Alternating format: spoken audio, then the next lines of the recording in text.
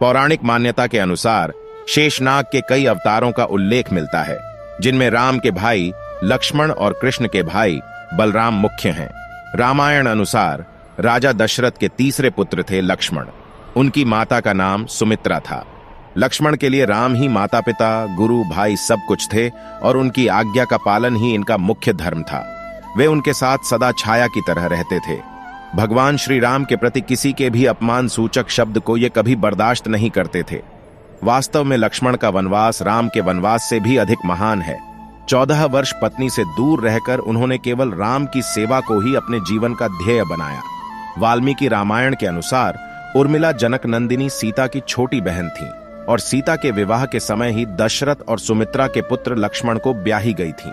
जब राम और सीता के साथ लक्ष्मण भी वनवास को जाने लगे, तब पत्नी उर्मिला ने भी उनके साथ जाने की जिद की, परंतु लक्ष्मण ने उन्हें यह कहकर मना कर दिया कि अयोध्या के राज्य को और माताओं को उनकी आवश्यकता है। उर्मिला के लिए यह बहुत कठिन समय था। ऐसे में जबकि वह नववधू थी और उसके दाम्पत्य जीवन की तो अभी शुरुआत ही हुई थी।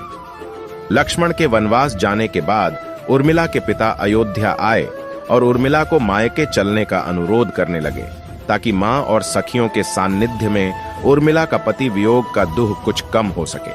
परंतु उर्मिला ने अपने मायके मिथिला जाने से इनकार करते हुए कहा कि पति की आज्ञा अनुसार पति के परिजनों के साथ रहना और दुख में उनका साथ न छोड़ना ही अब उसका धर्म है। यह उर्मिला का अखंड पतिव्रत धर्म था। जब लक्ष्मण जा रहे थे, तब इस सबसे विकट क्षणों में भी उर्मिला आंसू न बहा सकी, क्योंकि उनके पति लक्ष्मण ने उनसे एक और वचन लिया था कि वह कभी आंसू न बहाएंगी, क्योंकि अगर वह अपने दुख में डूबी रहेंगी तो परिजनों का ख्याल नहीं रख पाएंगी। लेकिन अब सवाल यह उठता है कि लक्ष्मण अपनी पत्नी उर्मिला से 14 वर्ष तक दूर रहे, तो उर्मिला ने इस दौरान क्या किया?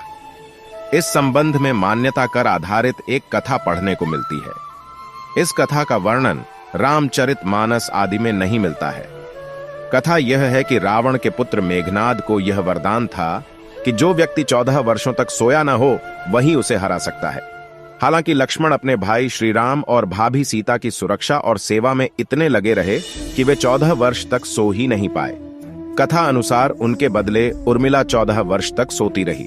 रावण के वध के बाद श्री राम, सीता और लक्ष्मण वापस अयोध्या लौटे आए और वहां प्रभु श्री राम के राजतिलक की तैयारी होने लगी। उस समय लक्ष्मण जोर जोर से हंसने लगे। जब लक्ष्मण से इस हंसी का कारण पूछा, तो उन्होंने जो कहा कि सारी उम्र उन्होंने इसी घड़ी का इंतजार किया था कि मैं अब श्री राम का राजतिलक होते हुए देखूंगा।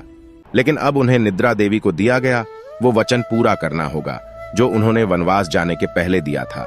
दरअसल निद्रा ने उनसे कहा था कि वह 14 वर्ष के लिए उन्हें परेशान नहीं करेंगी और उनकी पत्नी उर्मिला उनके स्थान पर सोएंगी। निद्रा देवी ने उनकी यह बात एक शर्त पर मानी थी कि जैसे ही वह अयोध्या लौटेंगे, उर्मिला की नींद टूट जाएगी और उन्हें सोना होगा। लक्ष्मण इस बात पर हंस रहे थे कि अब उन्हें सोना होगा और वह राम का राज तिलक नहीं देख पाएंगे। उनके स्थान पर उर्मिला ने यह रस्म देखी थी।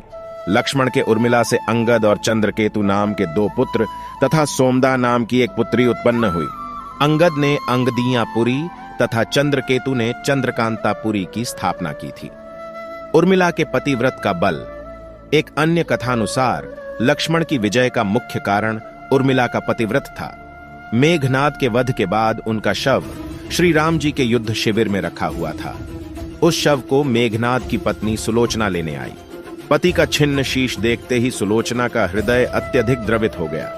वह रोने लगी। रोते रोते उसने पास खड़े लक्ष्मण की ओर देखा और कहा, सुमित्रा नंदन, तुम भूल कर भी गर्व मत करना कि मेघनाद का वध मैंने किया है।